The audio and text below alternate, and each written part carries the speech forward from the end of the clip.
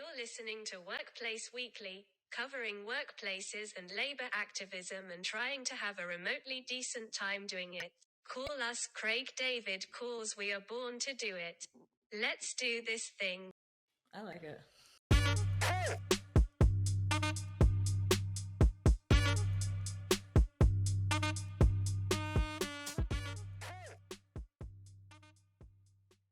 Hello, everyone. Welcome to Workplace Weekly, your favorite podcast about workplaces. This episode is all about bullying, a topic which we will revisit many times, I'm sure, but we'll be getting into today. It's something that we talk about all the time, but a lot of the behaviors that we see in bullying often are technically legal. That's what this episode's about. Fanny, you want to give us a definition of workplace bullying? Because I think it's worth sort of defining what it really is. For sure. So, workplace bullying is repeated and unreasonable behavior that is directed towards an employee or a group of employees. And this would create a risk to both health and safety. So, some common behaviors of workplace bullying include verbal abuse, intimidation, exclusion, and spreading rumors or false information.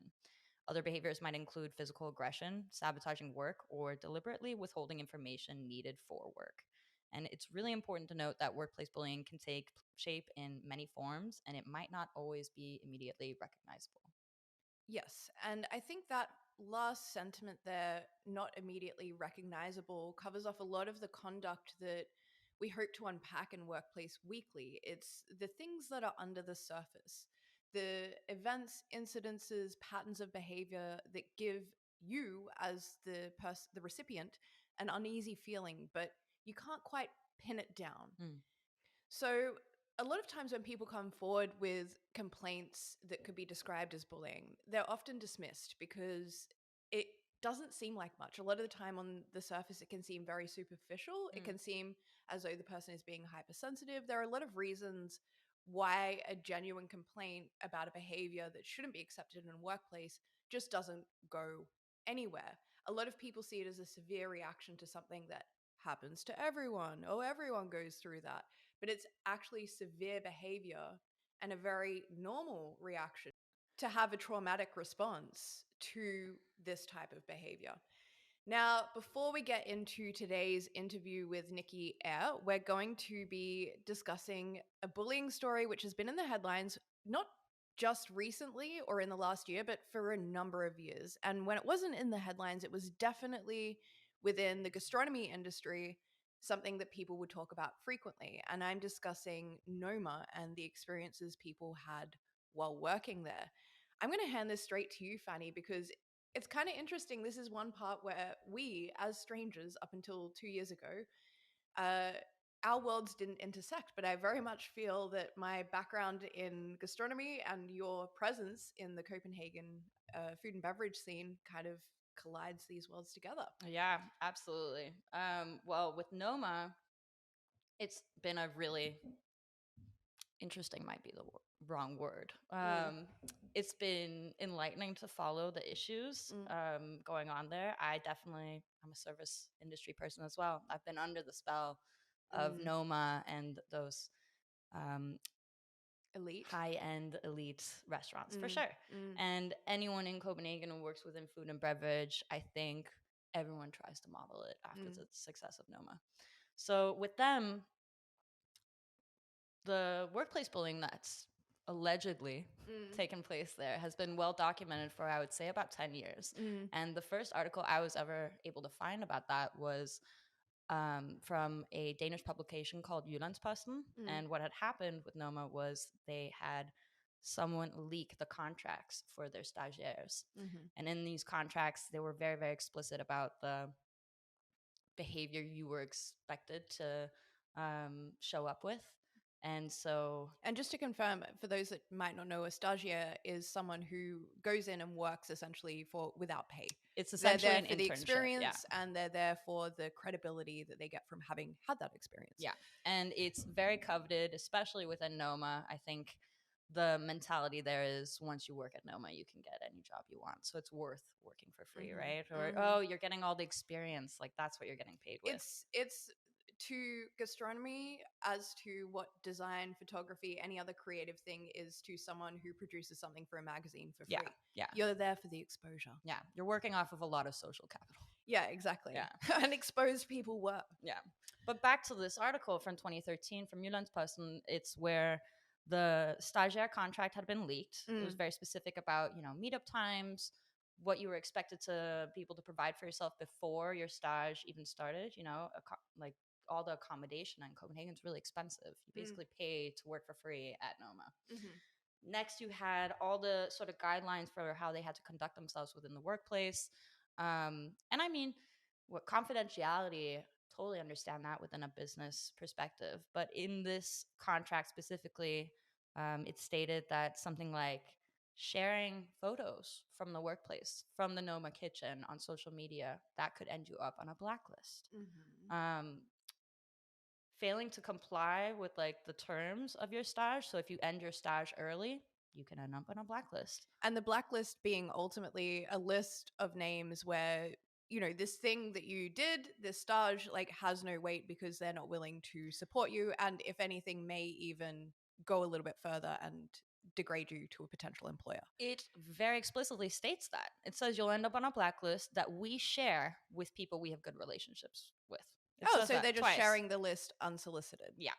So that's a blacklist. Yeah, that's a blacklist. It says as much. It's pretty shocking. Yeah. And then Eater covered the story as well. And Noma, in response, of course, said, we don't actually blacklist. It's never been something that they've put into effect at all. So the contracts are out there in the world, and Noma says no.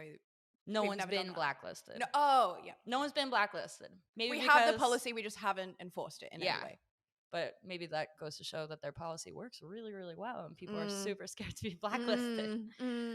10 years later, now we're here today, in 2023. I'd say for the last year especially, or maybe even the last 2 years, an article came out from the New York Times from Julia Moskin uncovering a lot of misconduct going on at a former Noma chef's restaurant in Washington State. That sort of had a ripple effect. And as of last year, Noma has really been under the gun in the public sphere. People have been really critical. And as recently as maybe 6 months ago, Noma had committed to start paying their stages. Interestingly, when we started this new year in January, New York Times comes out, Noma saying that it's not actually sustainable to pay people. And Noma, as we know it, is going to close in 2025. But it's going to be reconceptualized. So closing, I think, is maybe the wrong word choice. You'll still be able to eat their food. Yeah. I'm 100% certain that empire is not going anywhere. But it's an interesting way to phrase the closing of an establishment like that. But do go on. Fanny. Yeah, we're closing in 2 years, but not really. Yeah. Anyways, it's been very enlightening, very interesting. They've been under the gun, I guess, especially with more powerful industry voices chiming in and being very critical of especially that announcement. Yeah. And then I guess to put myself into this situation, when they had announced that, I, of course, was sharing a little bit about it. Not a lot, but I was sharing the articles and I was sharing more critical perspectives about this sort of PR exercise that was happening. Next thing you know, an individual that I'm familiar with writes me and asks me if I'm able to see the Noma Instagram stories because they can't and they think that they're blocked. And I go and I check and I see nothing. And then, hey, what do you know? I manage the Hand on Heart social media, so I can check via there. Yes. Guess what I saw? I saw a Noma story. Oh, you got blacklisted on socials. Blacklisted on socials. Fanny Wandel blacklisted by Noma. You heard it here first. Yeah, not the first time, but well, by Noma, yes, first time for sure. But then, I mean, should we even? Is it worth getting into the gaslighting that I had to deal with right after? But that was where I then very publicly announced that I can't see their stories. And I think within the hour, the Noma social media account that has like 1 million followers wrote me and basically was like, oh, you're not blocked. And she was blocked. I was very blocked. I was very, very blocked. And it was a big back and forth. I even recorded my screen to show them where to go in on the settings to unblock me. This is the best restaurant in the world's social media. Yeah. She said 2 or 3 things on her community page. Yeah. Go on. Nothing explicit about them, I would say. But yeah, and then next thing you know, after a little bit of back and forth and resistance, then they said that they had corrected the problem. Corrected the problem. Yeah. Very good. Yeah. Who knew there was a problem in the first place? Hard to say. It Hard was to say. really, I gotta say, the best part of that interaction was when they claimed that I must have muted or blocked them, but I don't follow Noma on Instagram. So this is worth talking about, I think, because a lot of what we've seen over the last 2 years when it comes to public allegations of bad working environments is the immediate gaslight, like, it's your problem. No, something's wrong. No. And then this very quiet, oh, that's been fixed. Yeah. And Nova's interesting because they haven't even done that Yeah. with the workplace allegations. But I do want to highlight as well, outside of this, which is just a tiny example of what I think is the pettiness of that industry and the fear that people have about the truth, and maybe the fear that they have of what has happened behind closed doors. So the thing about Noma is that the allegations about their workplaces are severe. I have been writing about them in my, just for my own notes and various things like that, and just in various professional ways, keeping track of Noma. And it goes back really to their Australia trip, to not paying First Nations people for the food that they helped them forage, essentially. They chose to pay a different supply, even though Renee was filmed out there with a First Nations person being shown how to forage the food. Small examples like that, right through to a sous chef that I was working with, who had described to me what they had experienced while working there in the front of house, and the colorful language that was being used by Renee. But I also think, so therefore, I think that it shouldn't be taken with a grain of salt. It's not entertainment.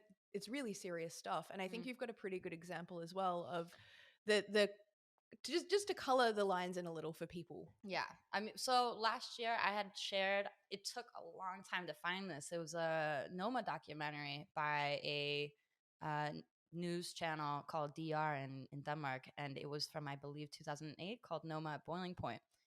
So hard to find. I needed some special login for that I borrowed from like a uni student I know to go see it.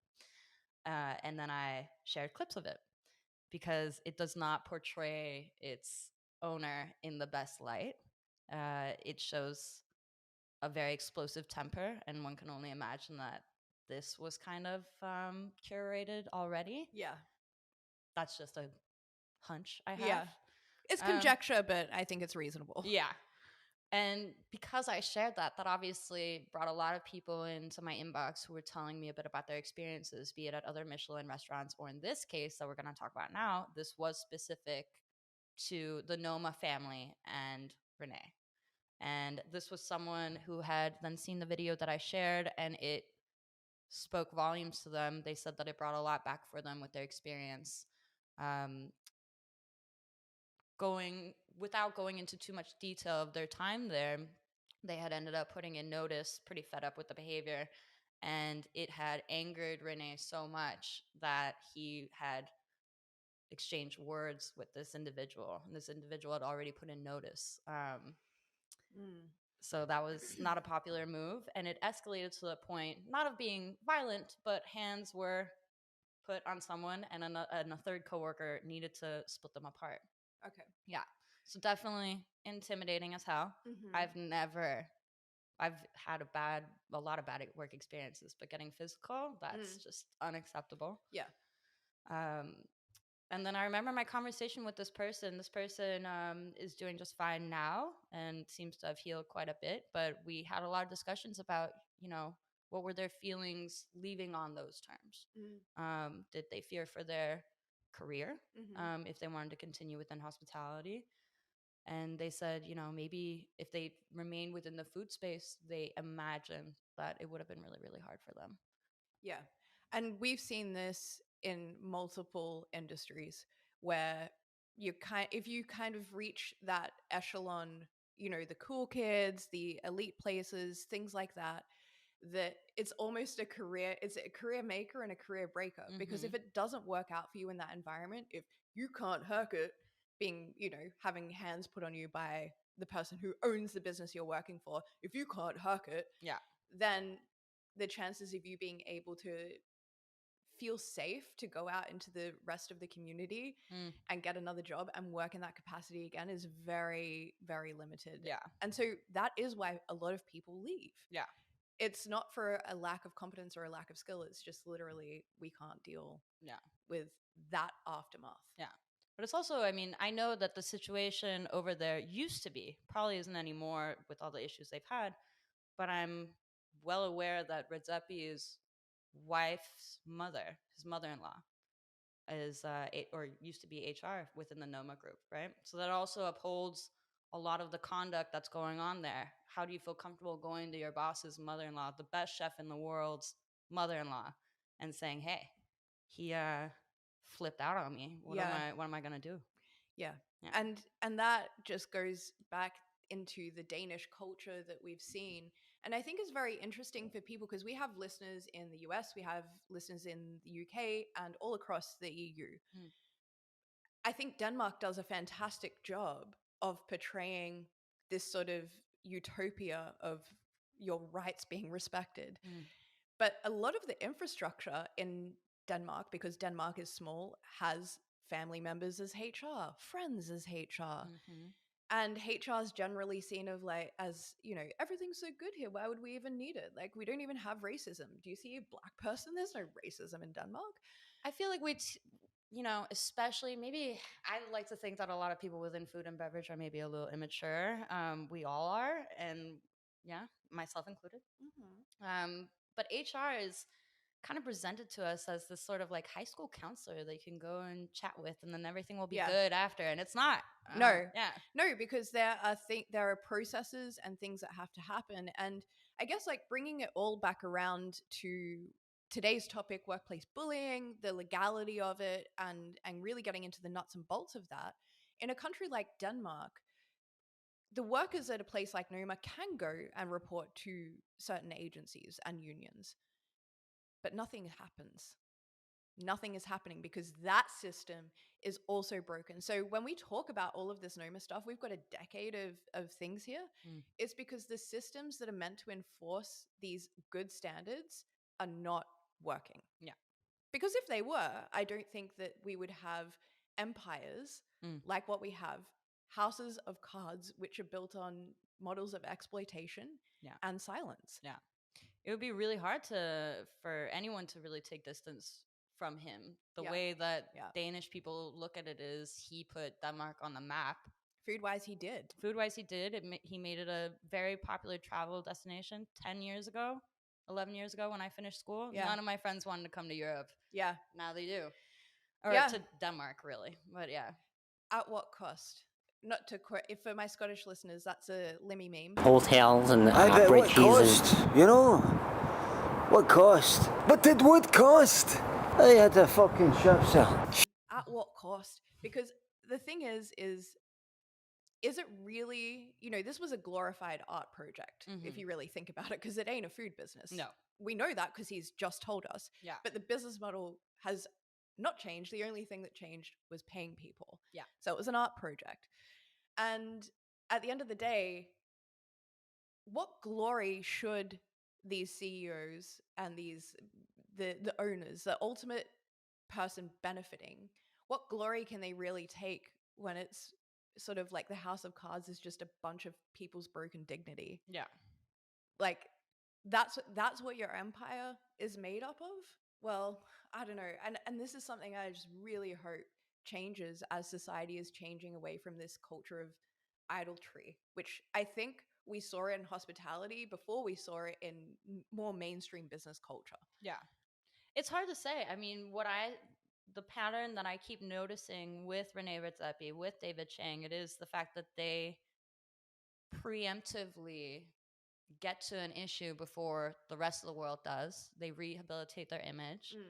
And then like we saw with David Chang, he presented his behavior and some of the incidences in a very watered down version. And obviously he had pushback because of that. He minimized it to such an extent that it just, but his reach is what then trumps everything that comes from employees, because he's world famous, and his narrative is so powerful. Yeah, and what we find ourselves left with is a society ultimately that is rewarding bullies, no one bullies. Mm-hmm. And I think we're really at a point where we have to ask, is that the type of society that we want to be?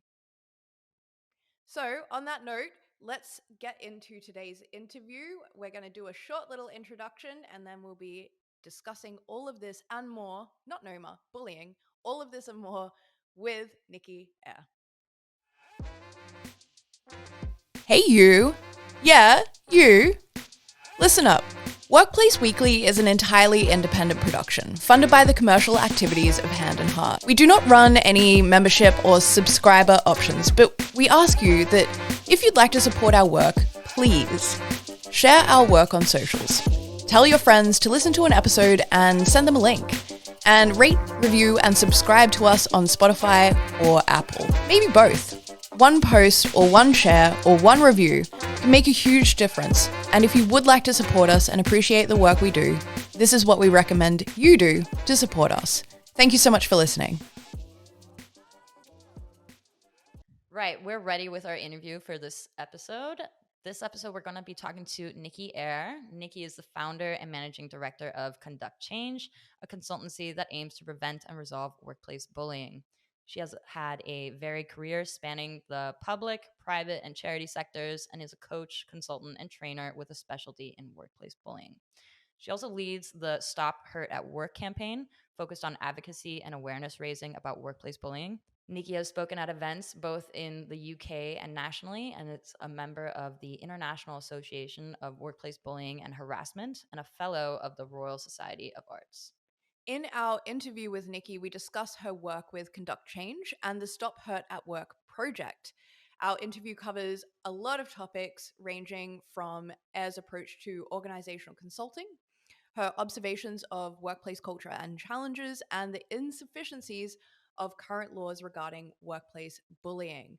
Now, I really wanted to have someone like Nicki on this podcast because it is rare in my profession that we have people who do advocacy work as well.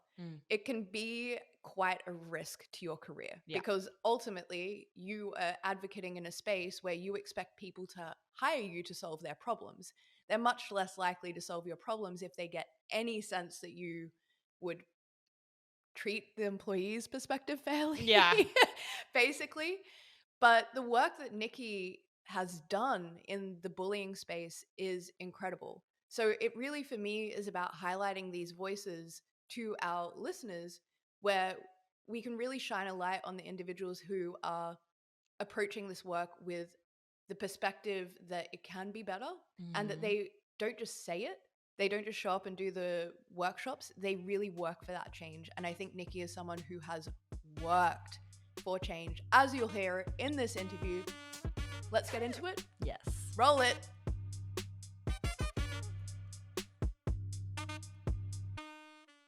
Nicki, thank you so much for joining us. Thank you for inviting me to be here. It's an absolute pleasure. Can you start by telling us a little about yourself and your work and how you came into it, how it's evolved, and what you're focusing on as we move forward? So the reason I came into this work is the same as for so many people, in that I experienced workplace bullying myself. And one of the things that was really odd for me was how long it took me to recover from that experience. But one of the things that was really important was learning about workplace bullying and what it was that had happened to me on a health level and a performance level, but also understanding the complexity of the subject. And so from there, I started with some coaching and some short talks and developed into training, and now have a full consultancy and training business which helps organizations prevent workplace bullying. But I also have a social purpose attached to that business, which is around advocacy and campaigning. And so we really help people in terms of the recovery stage. We help raise awareness through podcasts and an annual conference. And we're also looking at trying to get the law changed as well. So many, many different aspects, but really all about awareness raising and prevention of workplace bullying. I guess that is a little different from a lot of practitioners in the space, because a lot of practitioners tend to focus on coming in after there's been a problem. Is this something that you feel that you had to take a different approach when you were thinking about the kind of organization that you wanted to start? Or was it something that you felt was very an organic need? I think, as with many people, then initially I was brought into organisations very much in the case of we need some coaching because somebody has raised a bullying complaint or they've been accused of being a bully. And so on that basis, I started coming in, but I started realizing that most of the training and education that was out there was very much about how to use the processes and the policies. And actually, those should be a last resort. So it was really important to me to get that message across that actually there's a huge amount that you can do ahead of that point to actually prevent workplace bullying in terms of changing our working practices, our communications, our understanding, our modeling of behaviors, but also early interventions, because there will always be some kind of conflict. But the earlier we can intervene, the more likely we are to reach a resolution more quickly. And so trying to really push that message of prevention is better than cure, because generally there is no cure as such, and somebody usually ends up leaving. And so, yeah, really wanted to get organisations to shift the focus away from policies, procedures, dealing with it after an issue has been raised, and let's start thinking of it as an organisational issue where we can put preventative measures in place that will help either prevent it or resolve it early if it does arise. This your organization, the one that does the consultancy, is Conduct Change. And Yeah. based on what you've described, you're obviously approaching the workplace matters a little differently. You're focused on mitigation, you're focused on sort of integrating these sorts of standards before things are happening. Does that change the way that you choose to consult, or you choose to direct your organization to consult and train? I think it makes me quite different in the marketplace, because so much of it is about investigations, helping people with disciplinaries, writing policies and procedures. And my key message is a policy never changes anything. And so I think it's really important to point out that a lot of businesses are already doing a lot of work to deal with bullying and harassment, but they're not necessarily doing enough of it, and they're not necessarily doing it that well or at the right point in the process. So my Mm. whole approach is, let's go in and have a look at what you're doing right now, and let's identify the gaps, and let's see where we can bring it back. And our process looks at recognize, resolve, and recover. And most of your work should be done in the recognize element. How are you, first of all, ensuring that people understand what workplace bullying is? But not just that. Although we want to know what are the unacceptable behaviours, what are the acceptable behaviours? How are those being rewarded? How are they being recognised? How are they being modelled by your leaders? So we start to focus on the positive behaviours and stop waiting for the negative behaviours to occur and then punishing for them. So very much that early intervention, that modelling, that psychological safety that is so, so important. Because I think one of the things that a lot of organisations are doing now is they're having speak up campaigns. The onus is still on the individual to speak up when something goes wrong, and we need to shift that and look at what has the organisation put in place to prevent that happening in the first place. So it is quite a different approach, and one that I hope more and more organisations will come on board with. Um, And just to pick up on the recognise, resolve and recover, resolve for me is very much about early intervention. We do still need formal processes for when everything else has failed, but the recovery element is missed so often. Somebody leaves the organisation inevitably, somebody stays. The person who has felt bullied needs help to recover. They could potentially have got to the point of trauma. The person who has been the bully needs help to change their behaviour.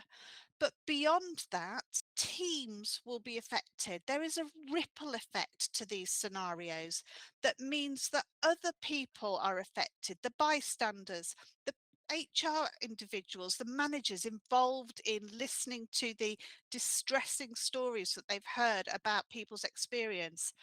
All of those people need help to recover and get back on track. And also the organisation needs to really look at what has it learned from this experience. What changes does it need to make? What are the different working practices that are needed to prevent this happening again? So that recovery phase is so often missed in an organisation and yet can be incredibly powerful in terms of recognising and moving forward in a different way. I couldn't agree more. And I guess the interesting thing, or not interesting, quite tragic actually, is that when workers leave workplaces, be it as a bystander, as someone who's experienced bullying, and they don't have that recovery process, they're also taking that into their next job, into their next workplace.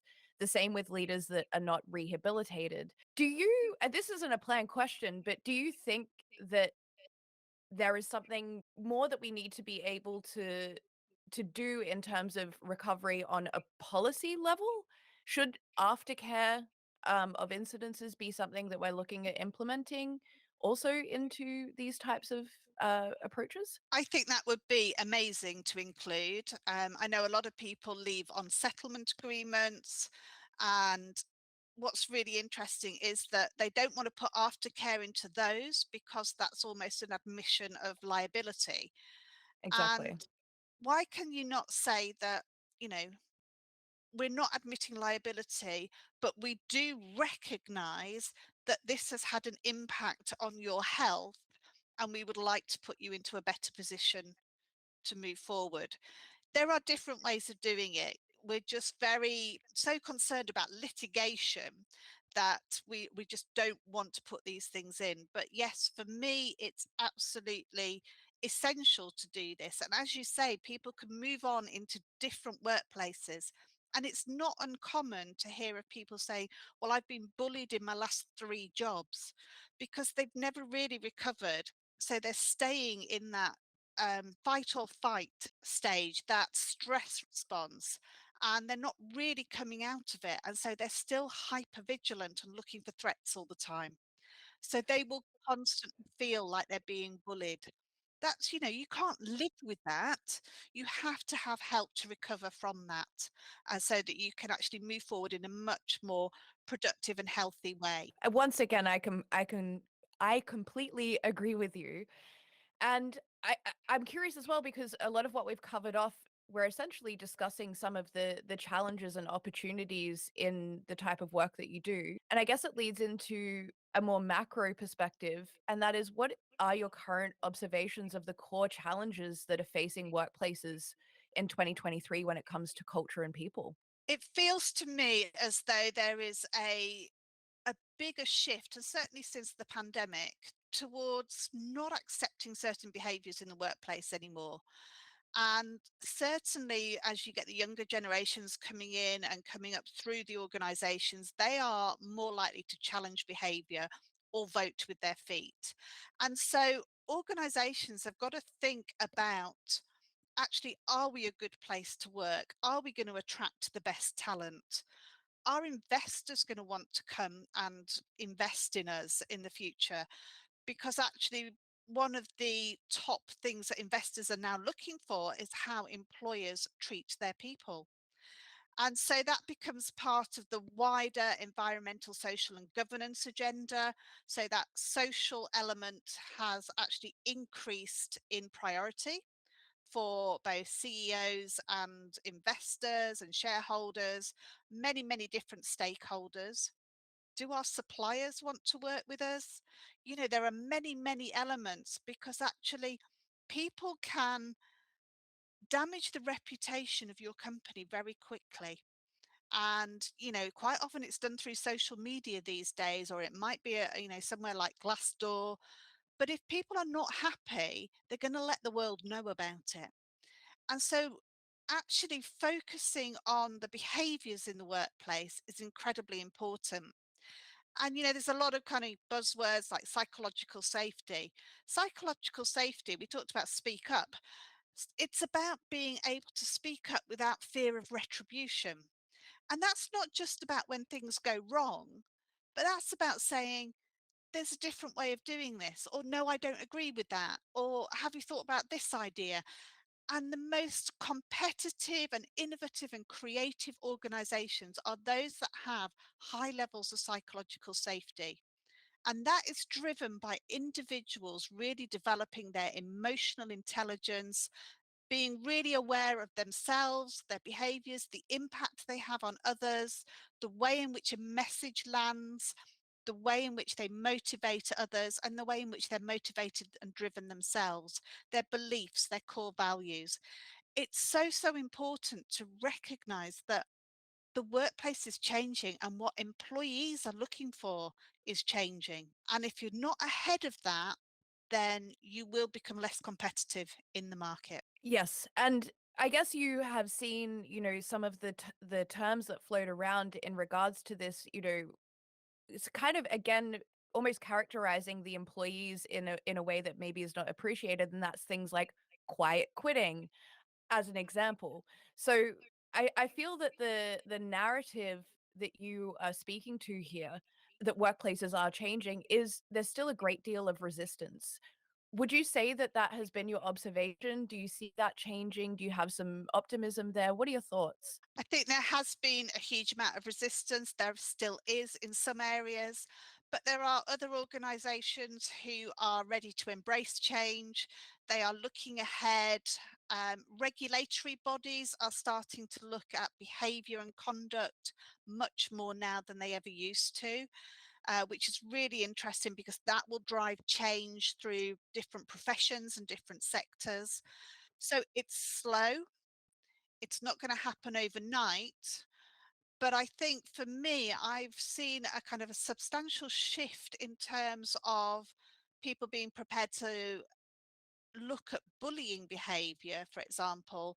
Over the last 2 years, it feels like there's been a real shift. And I think the pandemic had a lot to do with that, in terms of people saying, do you know what, actually, it's not enough to be working ridiculously long hours, to be asked to be online all of the time, to be expected to just reply to emails and phone calls at any time of the day or night. Actually, we need something different and we need something healthier.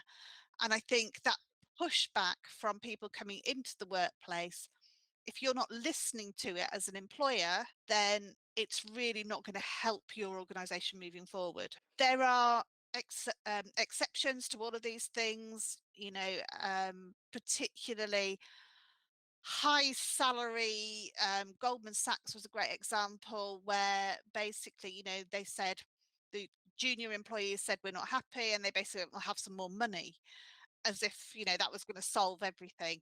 It doesn't. And actually, salary is becoming less important to people than the experience in the workplace and their health and their work-life balance. I get once again completely agree on those points, and I think that it will be a case of who is willing to adapt the quickest and who is willing to recognize dignity as coming to the forefront for so many people when it comes to the workplace. I think Corona really shone a light on that for people, exactly as you said.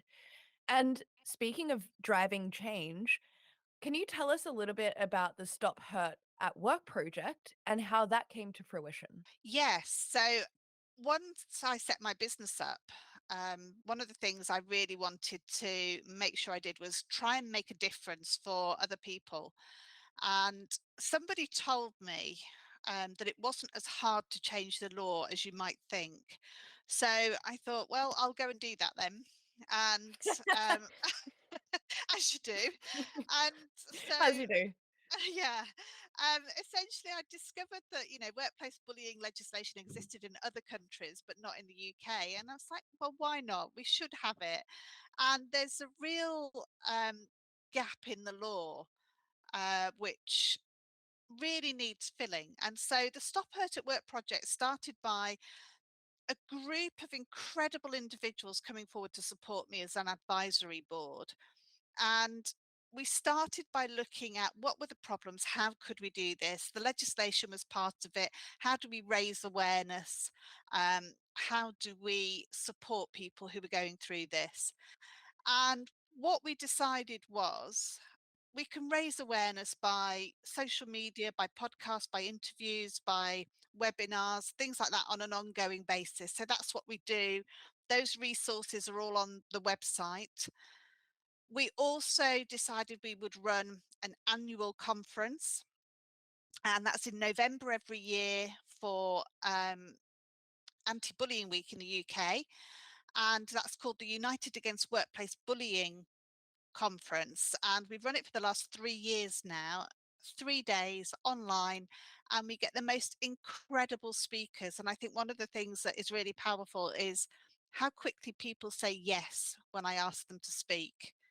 And that's just a real indication that people are really keen to speak up and raise awareness in this area. But the other thing we did was we said, well, if we're going to change the law, we need a bit of help. And actually, what was incredible was I got pro bono support from solicitors and barristers to actually help look at the legislation and identify the gaps and draft a proposal that we could then take forward and see if we could get that put into law. We're now at the stage with that where we have an MP who is willing to take that forward for us. She's very passionate about this project as well, and this subject area. She's actually worked in this area for about 20 years, so even before she became an MP. And so she absolutely understands the problem. And so she is now looking at taking a private members bill forward to try and get workplace bullying recognised in UK legislation. Which is absolutely incredible. And I'm sure for some of our listeners who are hearing this, they're probably wondering, is it really true that in the United Kingdom, bullying and harassment isn't illegal in the ways that we would think? Could you clarify that for us a little bit, what that actually means for workers and people? Yes, so the first thing there is that bullying and harassment are two different things. So harassment is covered under the Equality Act, and that is linked to a protected characteristic. So whether that is race, sex, gender, age, disability, there's, the list of them are in the Equality Act. When it is linked to a protected characteristic and it's covered under the Equality Act, then you are covered from the point of recruitment to a company. If you experience harassment, you can stay in your job and you can bring a case forward to the employment tribunal, and you can also claim for injury to feelings. So harassment is very much covered in law. And again, important to say, having legislation doesn't stop these things happening. It just provides a route to redress for the individuals. If we now have a look at workplace bullying. So this is what I would term non-discriminatory bullying. So there's no protected characteristic involved, and it's just purely a case of there's a reason why somebody's being targeted and we don't really know what it is. In those cases, that person needs to have been in their job for at least 2 years before they can take a case to an employment tribunal. You can't bring a bullying case. You have to resign from your job and bring a case that looks of some sort of breach of contract, maybe a constructive dismissal. The other option, so that one was through employment law and going to an employment tribunal. And even if you do that, you can't claim for injury to feelings. You can only claim to have your finances put back as if you were still in that job. So if you've gone straight into another job, you won't get anything. Wow. The yeah. The other element is if you are so damaged by this that you actually have a psychiatric injury, then you can go through the civil courts and claim a personal injury case. So in terms of options, they're not great. So one of the Well, all first of those cost money as well. Is that correct? Sorry, the last two would also cost money. Is that correct?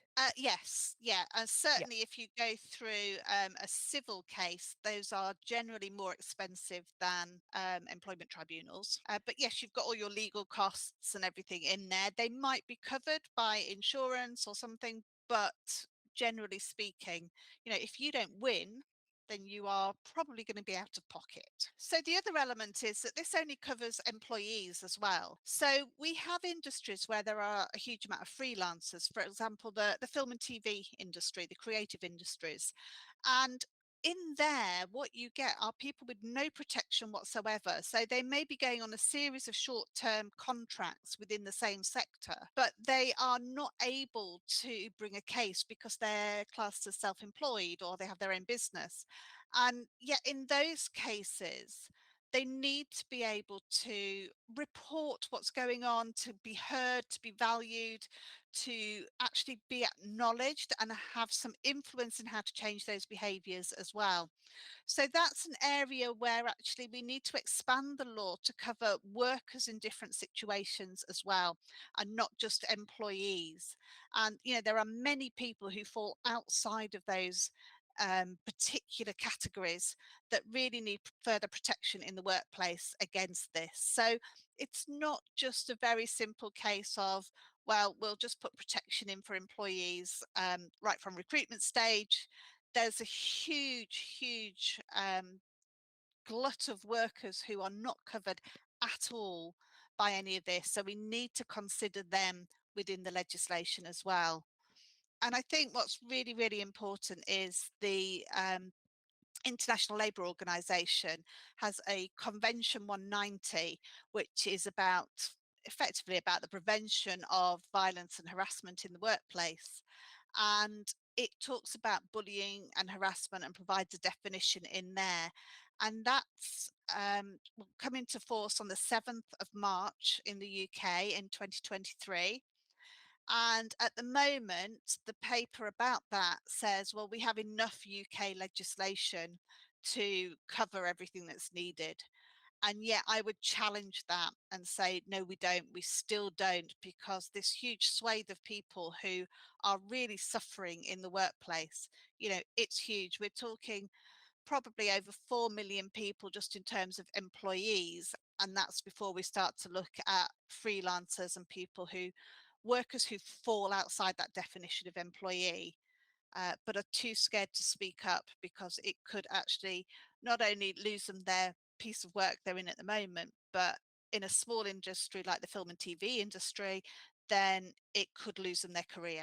And I think it speaks, bringing up the ILO, the International Labour Organization.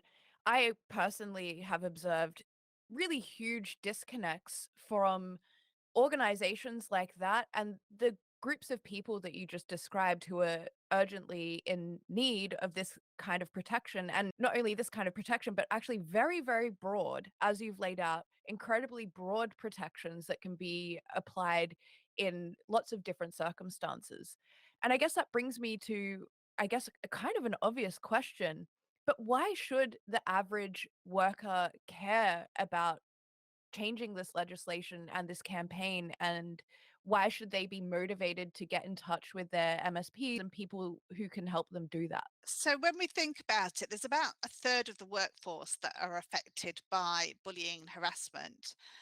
Now, actually, about 15% experience bullying, this non-discriminatory bullying. So that's actually quite a large percentage of the workforce. So the chances are that you have either experienced bullying yourself, or you've witnessed it and seen the impact that it causes, or you've supported somebody who has come home from work and absolutely vented, or you've seen them affected mental health wise, physical health wise, as a result of the experience they're having in the workplace. So this isn't a case of it's just a few people. This is millions of people who are being affected every year. And so whether you believe it is the right thing to do, whether you think it's the right thing from a mental health perspective, whether you just believe that people who act in an unacceptable way, it has an impact on others, need bringing to justice. And by that, I mean, let's support them and help them to get change first, but hold them accountable and move them out of those roles, out of those jobs, out of those organisations if we need to. You will have come across all of these, but actually, if you can only look at it from a financial point of view, then understand that the impact of conflict in the workplace is massive. It costs around 28.5 billion pounds a year to deal with conflict in the workplace in the UK economy. That's just over £1,000 per employee, and that's before we look at all the other sectors with the freelancers as well. So it's expensive, it's damaging to health, it's damaging to productivity, so it'll be damaging to the UK economy, it's damaging to the National Health Service because of all the illnesses that have to be picked up, it's damaging to the benefit system because of the people who are never able to work again. So there are huge implications beyond the workplace for workplace bullying. And that's why we need to care about it, because that cost will be passed on to everybody. And so even if you don't recognise it as the right thing to do, then recognise the implications at both an individual, organisational and societal level. Two things that I note there is that, of course, yeah. The first thing is that for workers, and I think any people that I deal with that are going through a workplace bullying situation or through investigations, the people that I meet, a lot of the times they tell me, I didn't think this would happen to me. I didn't think this could happen to me. I didn't think I would be compromised in this way. And it's then that they find, well, I actually don't have a lot of options here. And this isn't a good situation. And in many ways, by becoming actively aware of these types of changes that are needed, we can do a lot to help ourselves and our colleagues in the future to Yeah. mitigate having those lack of options. And the second thing I'd like to bring up, which is a little bit selfish for you and me as practitioners, but the statistic around how expensive conflict is in the workplace is really interesting, because we're often told the type of work that we do is too expensive because we're fixing, to them, an intangible, non-financial problem. But it really is connected in a deep way to the economy and the ecosystem, the way that we're dealing with bullying in the workplace, because ultimately it's the productivity which will suffer the most. And is that not one of the strongest bases for our economic policies that we have, is how productive a country is? Yeah, absolutely agree. And yeah, it's really hard to get people to understand this because they think of it as very much an individual issue. Surely bullying just happens between two people. So why would we want to invest in, programs that look at the whole organization? But yeah, you're absolutely right. They do impact on productivity massively. And, Mm, you know, we quite often hear about the big fee earners being kept in an organization and they're allowed to get away with whatever they like because of the money that they bring in. But that's such a short term view, because if you look at how they're impacting and reducing the productivity of the people around them, if you took them out, then all of that other productivity would increase and easily fill that gap. So it is agree. such a short term view to say it's too expensive to look at this problem. It's essential that you look at this problem, because everybody, there's so much evidence out there that says happier, healthier workforces are more productive, so you're more competitive. Psychologically safe organizations are the ones that people want to work for. They make the most money, they are the most competitive, the most innovative and creative, they have the best reputations. Why wouldn't you want that for your own company? Why? Yeah, I completely agree. And I'm sure all of the workers that are listening to this would agree as well, because I think in many ways there's a level of this where it's just completely illogical. and it doesn't make sense. And it's just very clear that the law and that the mentality of enterprise has not kept up with the way the workforce has changed and the way that people are making decisions, which is incredibly interesting when we have all the data in the world on everyone that ever exists nowadays. We should accept this and know this to be the sentiment of workers, but we fight on. And speaking of, how can people listening to this help you with this campaign and fight on? How can they get involved in Stop Hurt at Work, but also how can they catch up with you professionally and keep in touch with what you're working on professionally? So on our website, conductchange.co.uk, you'll see Stop Hurt at Work on the main menu there, and we have a page which is all about the legislation under that heading. And we're asking people to write to their MPs, and you can download a letter from that website. And what we're really asking for at this stage is we're trying to highlight the issue and get them to support the private members bill as it comes through. We're also asking people to use social media to share the fact that they have done this, that they are supporting the campaign, and there are some social media assets that they can download, some images that they can use to share the fact that they are in support of this campaign as well. You can sign up for the newsletter on there as well to keep up to date, but also have a look on LinkedIn. I'm on LinkedIn, but we also have a Stop Hurt at Work page on LinkedIn as well. So huge, many articles going through there, but as information, and progress is made on this bill, this legislation, and I'm talking very positively because I'm so determined we're going to push for this now. Yes. We'll keep you up to date through LinkedIn and newsletter in the main there, and Twitter as well. We're on Twitter. That's awesome. And I think as well, when you're talking about the fact that this work and this campaign and what you're trying to do could impact millions of people, I think taking 5 or 10 minutes out of your day to make a commitment to get these things over the line and to support the campaign is a pretty small ask and could have a huge impact on your life and the lives of those around you, if you're in the UK. So I definitely recommend to people that you look up all of these resources, and we're going to make sure everything that Nicki has just mentioned is in the links. Now, Nicki, is there anything else that you would like people listening to Workplace Weekly to hear directly from you about workplaces, about anything at all that we haven't asked you yet? Wow, I can talk for hours and hours on this topic. I think if We you might get you want, back. yeah, if you want to know more, then there are all sorts of resources on the website. We are really quite open with a lot of our content because we want to raise awareness. So lots and lots of discussions on different topics as well. And I think, the other side is we've got the International Association on Workplace Bullying and Harassment.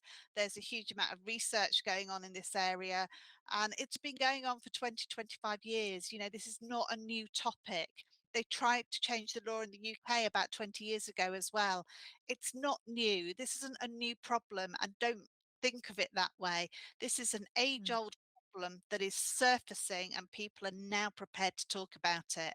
And if the only thing that you manage to do is to start a conversation in your workplace about, do you know what bullying really is? Let's go and look at that further. Then that will help. Every conversation matters. That is some very sage advice, Nicki. Thank you. And as I say, I could talk on different subjects all around. Yes. Using a trauma-informed approach is a favourite of mine. Prevention, recognise, resolve, recover, all of those things. It's just so important that people understand the complexity of this subject. Completely agree. And I also want to commend you for having so many resources available to people. A lot of organizations in our field, for good and bad reasons, don't manage to put a lot of information out in a way that is accessible to workers in general. But having that resource available is awesome. So I really hope that people take you up on the offer to engage more on these topics and understand a little more. And like you say, it's enough to start one conversation. And with all of that, good luck with the campaign. I think we'll definitely be checking in with you and doing everything we can to help you get this over the line and keeping our fingers crossed for the private members bill that's underway. Fantastic. Thank you so much for giving me the opportunity to tell everyone about it today.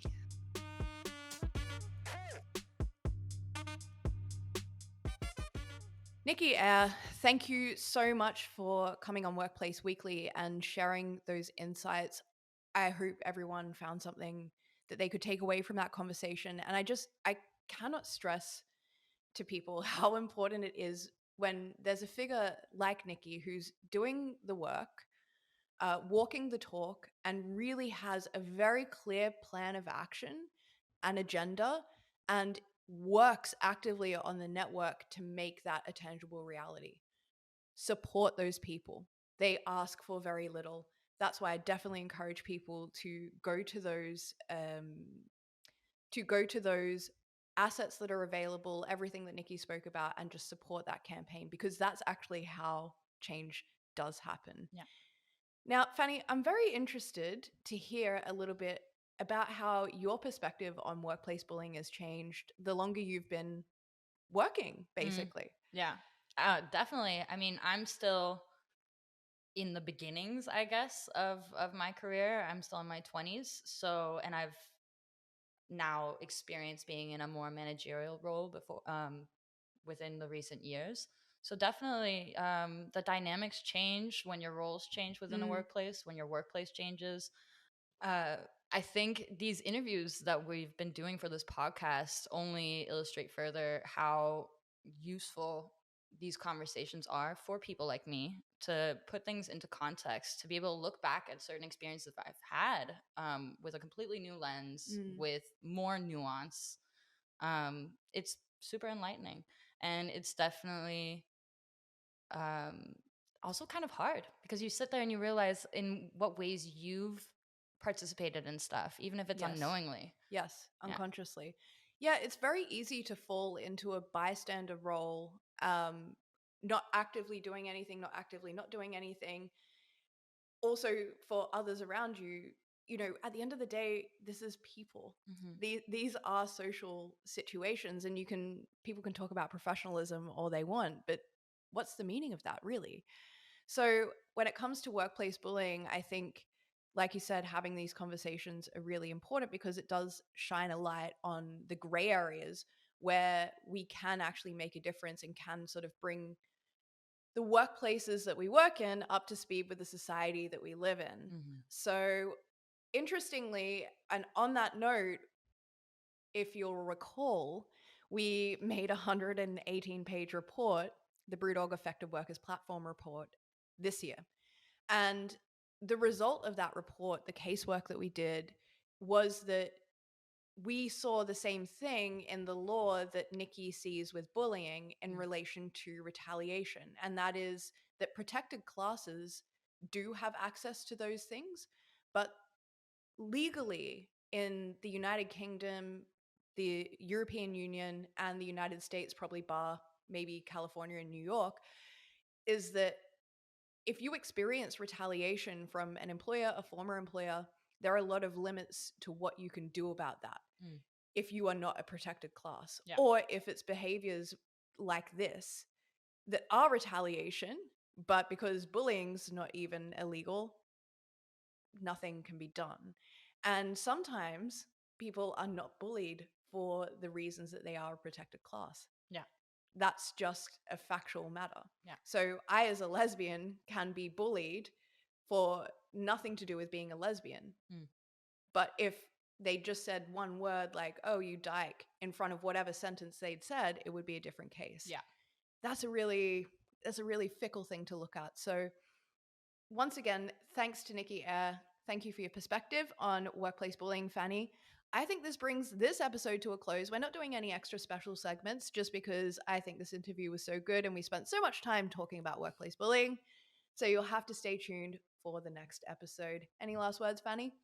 No, I would just say if this episode resonated with you, then you can keep it in mind for additional episode segments. So if any of this brings up a story for Workplace Savage or Fuck You, I Quit, Mm-hmm. please send us a message. That's why she's a social media manager. You see, I don't even think about that. There you go. Boom. Adios.